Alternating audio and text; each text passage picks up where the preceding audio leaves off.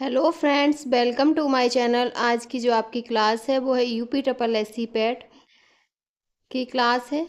और ये क्लासें आपकी हमारे चैनल पर रेगुलर चल रही हैं, तो आप सबसे पहले चैनल को सब्सक्राइब कर लीजिए और इसकी जो पहले जो क्लासें हो चुकी हैं उसे देखने के लिए प्लेलिस्ट में जाके आपको वहाँ से मिल जाएंगी। इसमें आपकी सबसे पहले भारतीय इतिहास और उसके बाद आपके भारतीय राष्ट्रीय आंदोलन, ये आपके दो टॉपिक, इसमें दो चैप्टर आपके कंप्लीट हो चुके हैं। आज जो है वो आपका भूगोल शुरू होगा। इतिहास आपका फिनिश हो गया, आज आपका भूगोल शुरू होगा। तो सबसे पहले भारत का भूगोल। तो चलिए शुरू करते हैं आज की अपनी क्लास। ये क्लास आपकी UP triple S C PET के लिए इम्पोर्टेंट है और इसमें आपके सभी प्रीवियस ईयर क्वेश्चन हैं जो यूपी ट्रिपल एस सी ने अपनी पिछली परीक्षाओं में पूछे हुए हैं। चलिए शुरू करते हैं अपनी क्लास। सबसे पहले भूगोल। भूगोल में है विश्व का भूगोल, इसमें विश्व का भौतिक भूगोल है। और सबसे पहला जो टॉपिक है वो है नदियां तथा नदियों की घाटी। तो इसमें पहला क्वेश्चन है उस सबसे बड़े देश का नाम बताएं जिसकी सीमा में एक भी नदी नहीं बहती। यूएई यानी संयुक्त अरब अमीरात, सऊदी अरब, कुवैत और लीबिया। तो वो सऊदी अरब है, बी ऑप्शन करेक्ट है।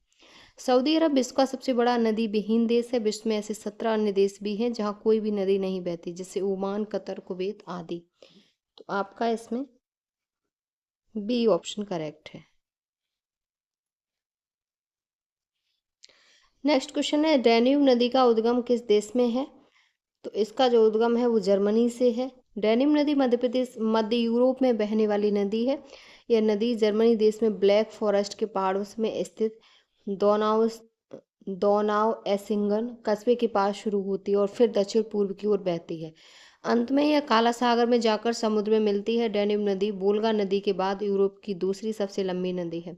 डैन्यूब नदी की कुल लंबाई 2842 किलोमीटर है, जो 5 मध्य एवं पूर्वी यूरोपीय देशों से होकर गुजरती है। तो बी ऑप्शन करेक्ट है। नेक्स्ट क्वेश्चन है कौन सी नदी पूर्वी चीन सागर में बहती है। तो वो आपकी यांगसी है। यांगसी नदी पूर्वी चीन सागर में बहती है। इसी नदी के किनारे सभ्यताओं का जन्म हुआ, इसीलिए इसे सभ्यता का पालना घर भी कहते हैं। यह नदी उत्तरी संगाई में बहती, यह चीन की सबसे बड़ी नदी है। इसका बहाव उत्तर पश्चिम से दक्षिण पूर्व में है। चीन की दूसरी बड़ी नदी पीला सागर है। तो डी ऑप्शन करेक्ट है। नेक्स्ट क्वेश्चन है निम्नलिखित में कौन सी नदी विषुवत रेखा को 2 बार पार करती है। तो वो आपकी कांगो है। कांगो नदी, जिसे जायरे नदी के नाम से भी जाना जाता है, ये अफ्रीका महाद्वीप की एक प्रमुख नदी है और 4700 किलोमीटर की दूरी तय करने वाली यह नदी पश्चिम मध्य अफ्रीका की सबसे सबसे विशाल और नील के बाद अफ्रीका की सबसे लंबी नदी है। यह भूमध्य रेखा को 2 बार काटती है। दक्षिण अफ्रीका की लिम्पोपो नदी मकर रेखा को 2 बार तथा भारत की माही नदी कर्क रेखा को 2 बार काटती है। नेक्स्ट क्वेश्चन है, अगला है भूजल संसाधन। इसमें क्वेश्चन है कि पृथ्वी पर कितने % ताज़ा जल उपलब्ध है। तो पृथ्वी पर 0.03% है। बी ऑप्शन आपका करेक्ट है। नेक्स्ट क्वेश्चन है निम्नलिखित में से कौन सा सतह पर जल संसाधन का एक उदाहरण है। तो वो आपका झील है। ए ऑप्शन करेक्ट है। नेक्स्ट क्वेश्चन है निम्नलिखित में से कौन मीठे पानी का सबसे अच्छा स्रोत है। तो वो आपकी नदी है। पृथ्वी के जलमंडल का लगभग 97.5% भाग खारे पानी के रूप में समुद्रों में मौजूद है, जबकि लगभग 2.5% जल ही मीठे जल के रूप में उपलब्ध है, जिसका लगभग 2/3 भाग हिमनद के रूप में पहाड़ों तथा ध्रुवीय क्षेत्रों में हिमचादरों अथवा हिम टोपियों के रूप में मौजूद है, जबकि मीठे जल का शेष भाग नदियों, भूमिगत जल, झीलों इत्यादि के रूप में मौजूद है। तो आपका इसमें डी ऑप्शन करेक्ट है।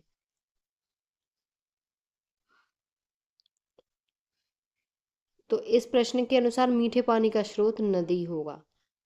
नेक्स्ट क्वेश्चन है, अगला है पर्वत, पहाड़ियां तथा हिमनद।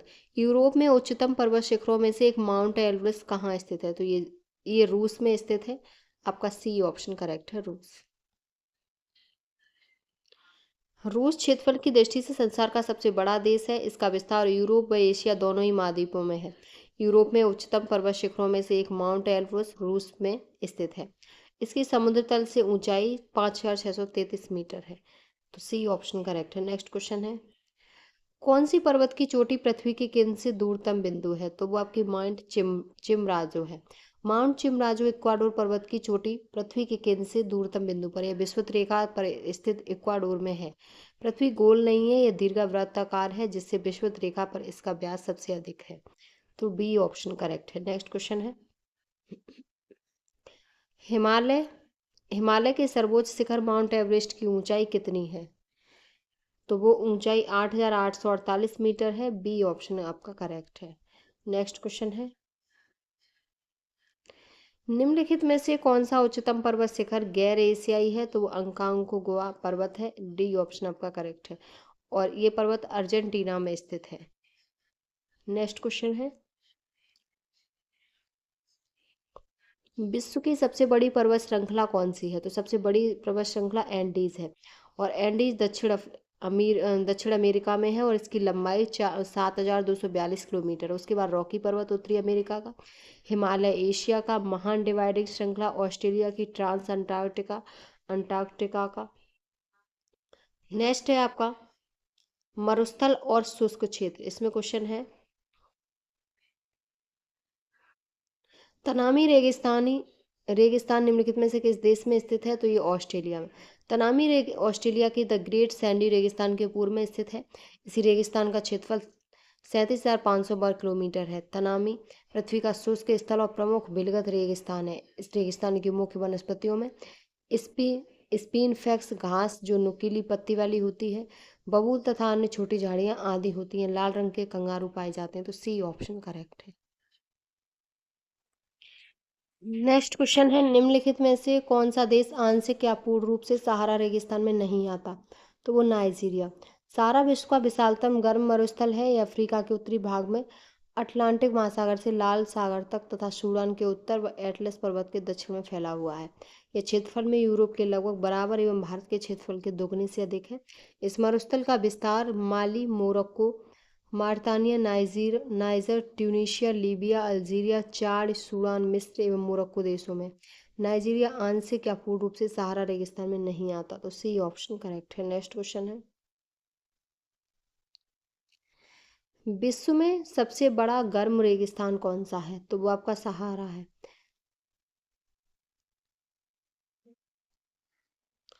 तो वो आपका सहारा है। विश्व का विशालतम गर्म मरुस्थल सहारा है, जो अफ्रीका महाद्वीप के पश्चिमी भाग में फैला है।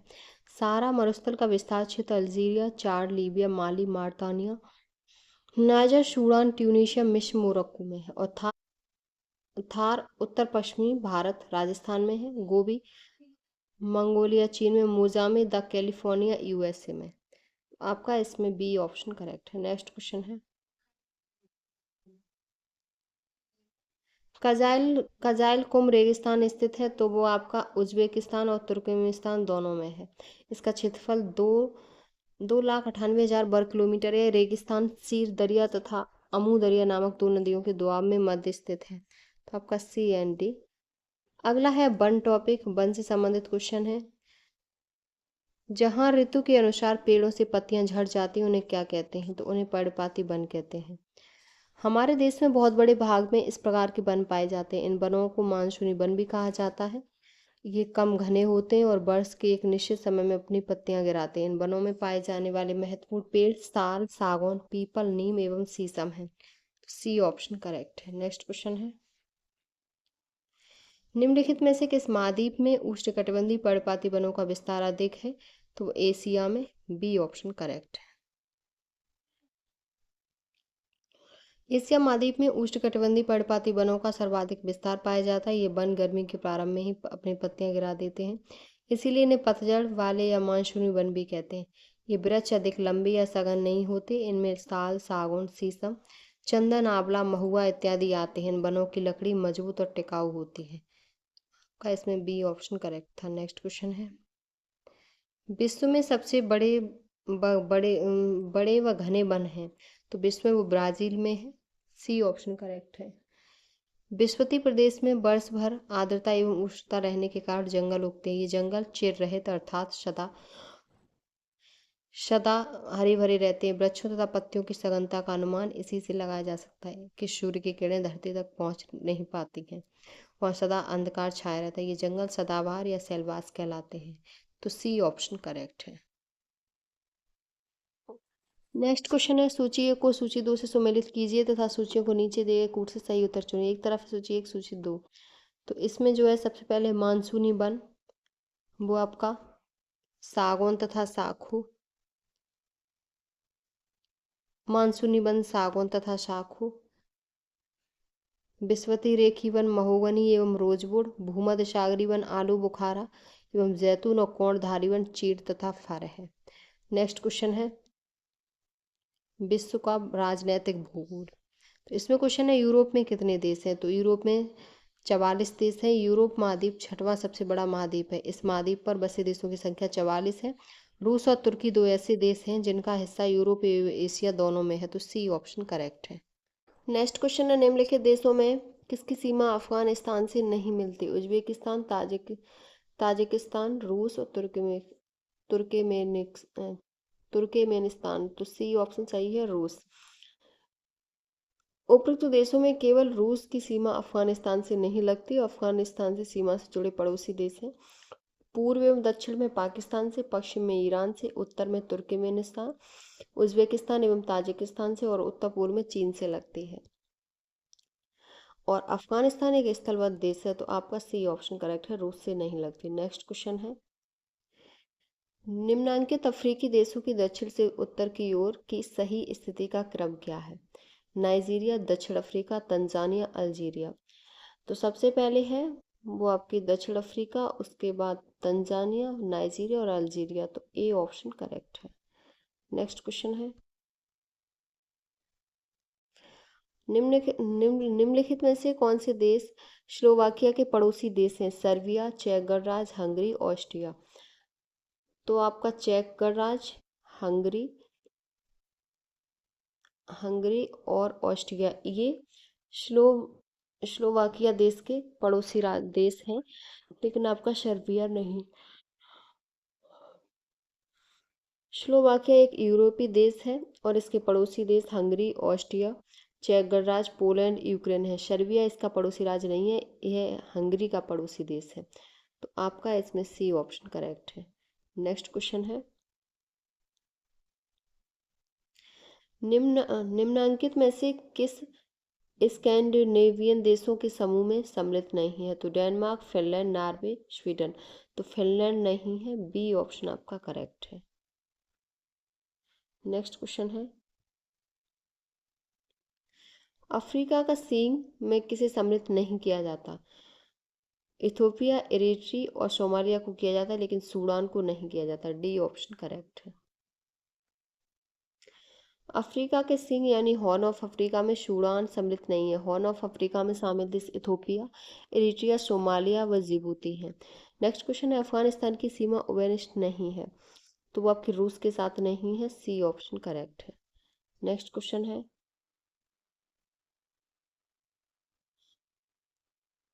निम्नलिखित देशों में अफगानिस्तान के साथ किस देश की सीमा नहीं लगती?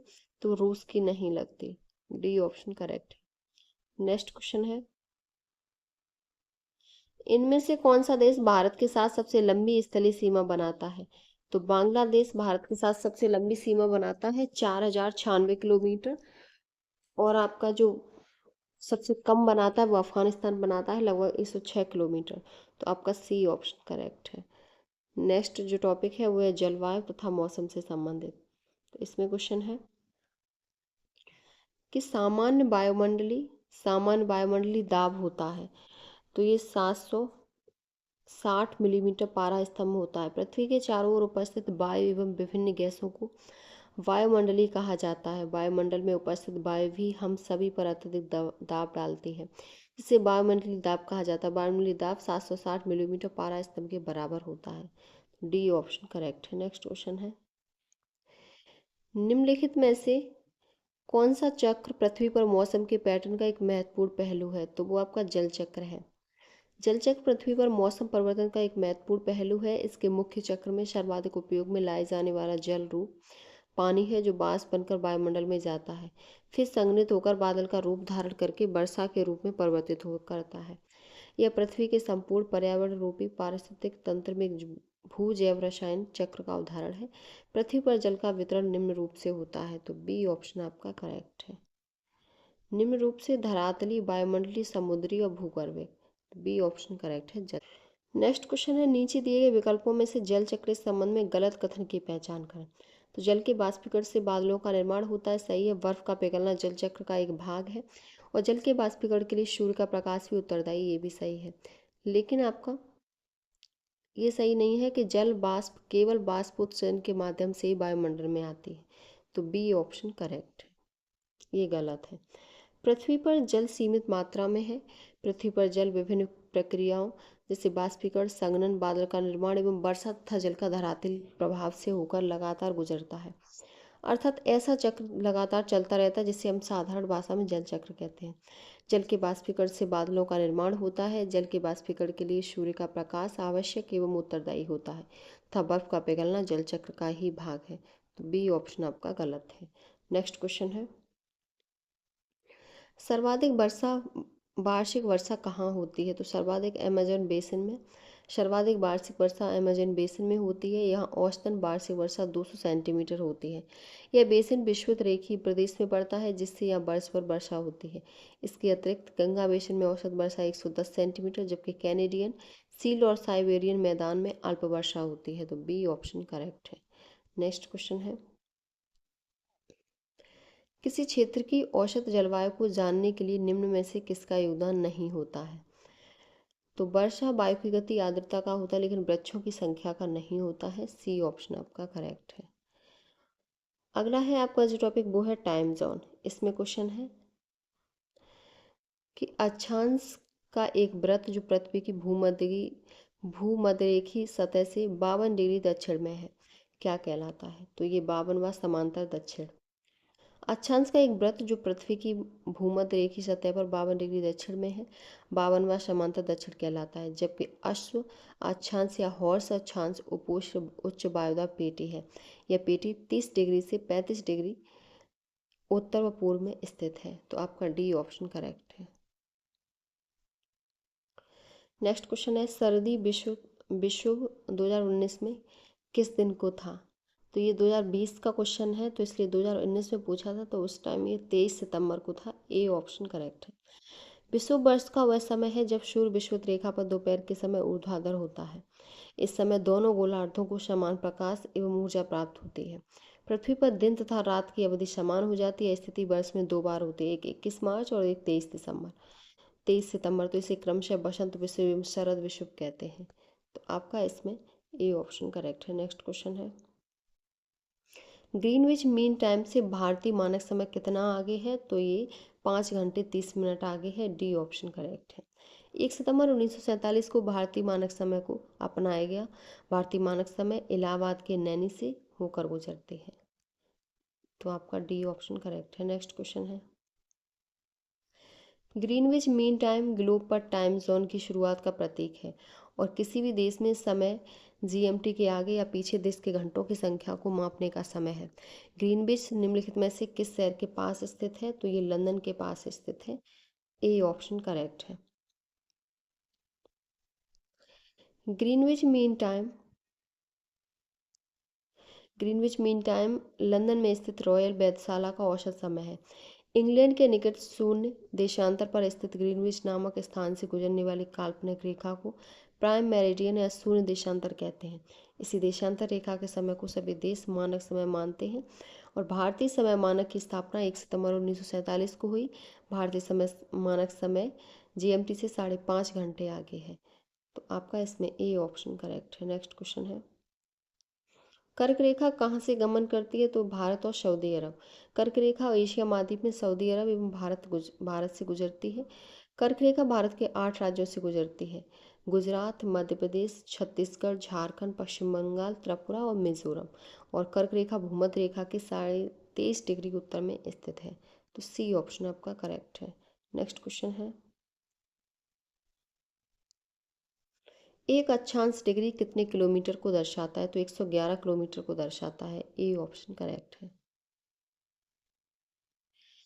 सामान्य रूप से पृथ्वी की सतह पर निर्मित होने वाले काल्पनिक क्षैतिजों वृत्तों को अक्षांश कहा जाता है। जीरो डिग्री अक्षांश को विषुवत रेखा या भूमध्य रेखा कहा जाता है। प्रत्येक डिग्री पर एक अक्षांश निर्मित होता है, अर्थात उत्तरी गोलार्ध में 90 डिग्री अक्षांश और दक्षिणी गोलार्ध में 90 डिग्री अक्षांश निर्मित होते हैं। इस प्रकार अक्षांशों की कुल संख्या 181 होती है। दो अक्षांशों के मध्य दूरी लगभग 111 किलोमीटर होती है। अक्षांशों की लंबाई विषुवत रेखा से उत्तर तथा दक्षिण जाने पर घटती है। तो ए ऑप्शन करेक्ट है। नेक्स्ट क्वेश्चन है, दिन और रात कहाँ बराबर होते हैं? तो विषुवत रेखा पर दिन और रात बराबर होते हैं 0 डिग्री अक्षांश पर। ए ऑप्शन करेक्ट है। नेक्स्ट क्वेश्चन है,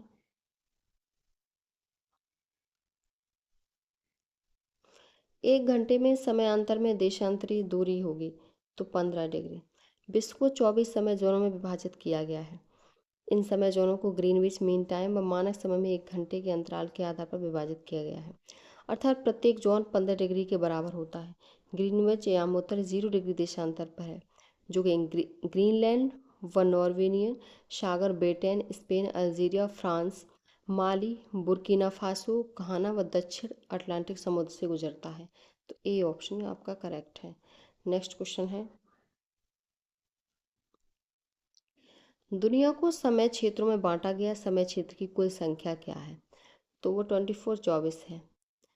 विश्व को 24 समय क्षेत्रों में बांटा गया। टाइम जोन किसी स्थान का मानक समय होता है या इंग्लैंड का ग्रीनविच समय होता है। भारत के टाइम जोन का निर्धारण 82.5 डिग्री पूर्वी देशांतर से किया जाता है, जो प्रयागराज इलाहाबाद के नैनी से होकर गुजरता है। सबसे अधिक टाइम जोन फ्रांस में 12 हैं तथा रूस में 11 टाइम जोन हैं। तो बी ऑप्शन करेक्ट है, 24। नेक्स्ट है जो आपका टॉपिक वो है जनसांख्यिकी, जनसांख्यिकी परिवर्तन तथा प्रवास। इसमें क्वेश्चन है, दक्षिण एशिया में वृद्ध जनसंख्या का सर्वाधिक प्रतिशत वाला देश है? तो वो श्रीलंका है। डी ऑप्शन करेक्ट है। दक्षिण एशिया में वृद्ध जनसंख्या का सर्वाधिक प्रतिशत वाला देश श्रीलंका है। वर्तमान में यानी 2019 में ये यूएनओ द्वारा जारी विश्व जनसंख्या परिदृश्य 2019 के अनुसार दक्षिण एशिया एवं इसमें शामिल देशों में वृद्ध जनसंख्या का प्रतिशत था। ये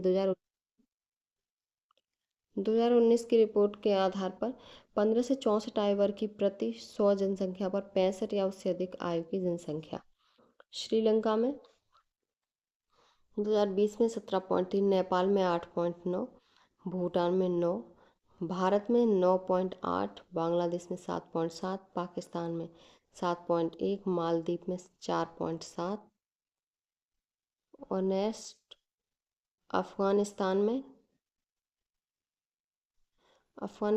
4.8, दक्षिण एशिया में 9.3 और विश्व में 14.3 है। नेक्स्ट क्वेश्चन है, निम्नलिखित देशों में से किसकी जनसंख्या सर्वाधिक है? तो ये जो देश हैं उनमें इंडोनेशिया की है। वर्तमान में इंडोनेशिया की जनसंख्या विकल्प में से सबसे अधिक है। तो आपका इसमें सी ऑप्शन करेक्ट है। ये आपका 1996 का क्वेश्चन है। नेक्स्ट क्वेश्चन है, अफ्रीका का सर्वाधिक जनसंख्या वाला देश है? तो वो नाइजीरिया है। सी ऑप्शन करेक्ट है, जिसकी जनसंख्या 162.81 मिलियन थी। वर्तमान में नाइजीरिया ही दिए गए विकल्पों में सर्वाधिक जनसंख्या वाला अफ्रीकी देश है। तो आपका सी ऑप्शन करेक्ट है। नेक्स्ट क्वेश्चन है, एशिया के निम्नलिखित में से किस देश में प्रति वर्ष जन्म की अपेक्षा मृत्यु की संख्या अधिक देखी जा रही है? तो वो जापान में।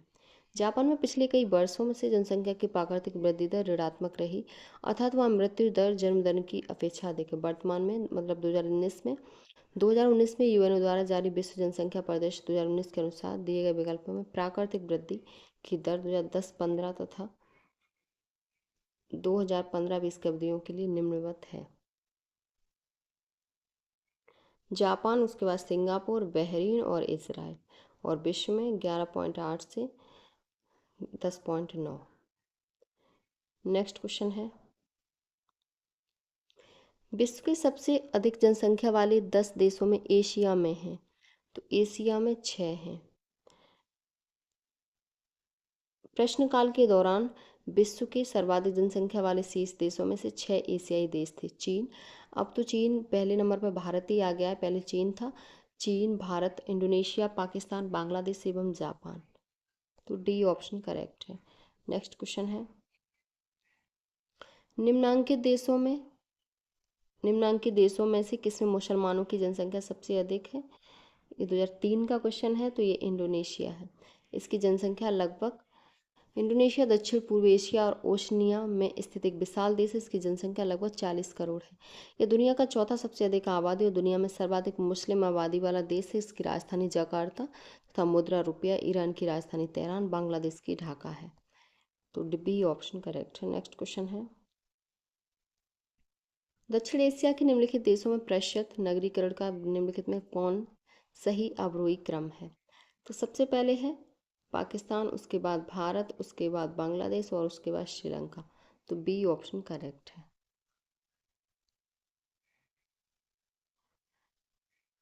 नेक्स्ट क्वेश्चन है कि निम्नांकित में कौन सा मुल्क दक्षिण एशिया का सर्वाधिक नगरीकृत देश है? तो वो पाकिस्तान है। सी ऑप्शन करेक्ट है। नेक्स्ट क्वेश्चन है, विश्व की नगरीय जनसंख्या उसकी ग्रामीण जनसंख्या से बढ़ गई है, तो 2009 से बढ़ गई है। सी ऑप्शन करेक्ट है। नेक्स्ट क्वेश्चन है, एक अनुमान के अनुसार विश्व की 70% आबादी जिस वर्ष तक नगरों में सिमट जाएगी, तो वह 2050 तक। बी ऑप्शन करेक्ट है। नेक्स्ट क्वेश्चन है, विश्व स्वास्थ्य संगठन के अनुसार एक नगर के लिए सुरक्षित ध्वनि प्रदूषण स्तर है, तो इसके अनुसार 45 डेसिबल है। बी ए ऑप्शन आपका करेक्ट है। नेक्स्ट क्वेश्चन है, सर्वाधिक नगरीकृत महाद्वीप है, तो वो उत्तरी अमेरिका है। सर्वाधिक नगरीकृत महाद्वीप उत्तरी अमेरिका है। संयुक्त राष्ट्र संघ द्वारा जारी विश्व नगरीकरण परिदृश्य के अनुसार विश्व के महाद्वीप एवं उनकी नगरीकृत जनसंख्या का प्रतिशत है।